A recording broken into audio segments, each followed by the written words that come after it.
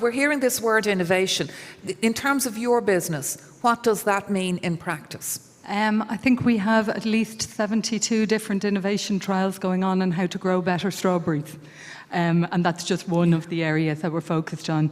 I think it's how you think, it's how you work. Innovation constantly, so we sort of divide it into continuous improvement.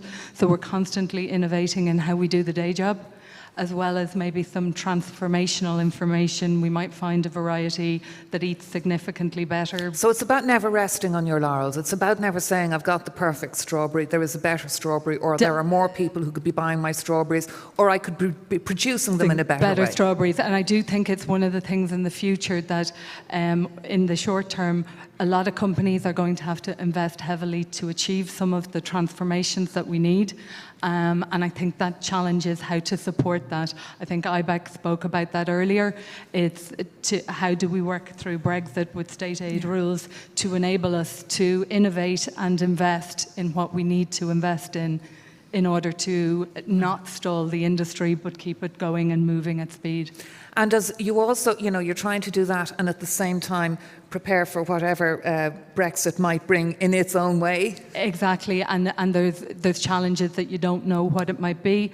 But I think one area that maybe wasn't rated that highly but is massive within our business is competitiveness.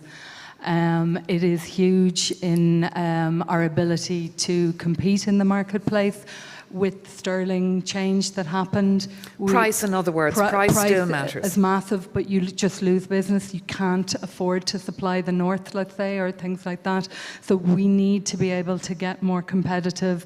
And one of the things that I think we do need to have somebody, a minister, something responsible for driving our competitiveness and making sure that we can deliver on what's called out in Foodwise, but maybe we need to expand it considering the Brexit implications. John, do you want to pick up on that, the competitiveness point?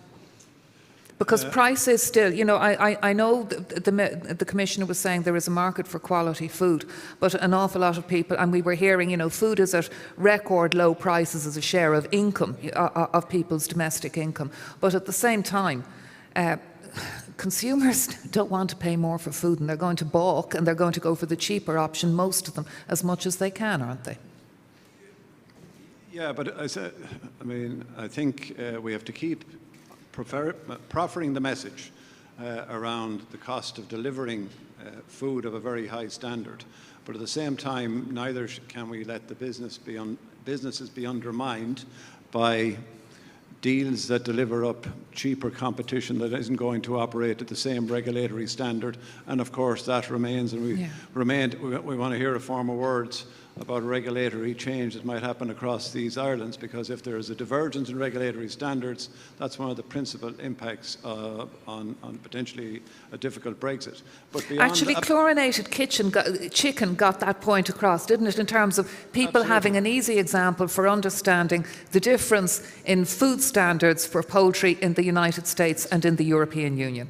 Absolutely, but beyond that then, I think it's all about, this is a very dynamic industry. It has continued to innovate, but the pace of that probably will need to accelerate. And remember, there are three sources of innovation. There's the product, the process, and the business model. So it's interesting this morning to hear, and I think it's to be welcomed, small seafood producers collaborating together to get access to bigger markets.